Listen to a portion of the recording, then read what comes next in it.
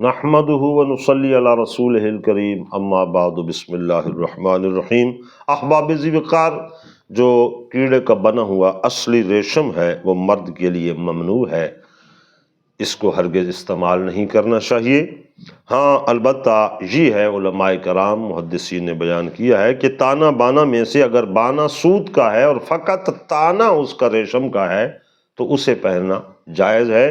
اسی طرح اگر 4 انگل کی پٹی سے بھی کم مقدار ریشم ہے اور باقی سوت کا ہے تو وہ کپڑا بھی پہن سکتا ہے، جس کا تانا بھی اور بانا بھی سارے کا سارا ریشم کا ہے، اور ریشم بھی اصلی ریشم ہے جو کیڑے سے بنتا ہے، تو یہ قطعی طور پر منع ہے۔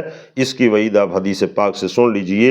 وعن ابن عمر قال قال رسول اللہ صلی اللہ علیہ وسلم، اللہ کے نبی نے ارشاد فرمایا، انما یلبس الحریر فی الدنیا، کہ دنیا کے اندر ریشم وہی پہنے گا من لا خلاق لہ فی الآخرہ، جس کا آخرت میں کوئی حصہ نہیں ہے۔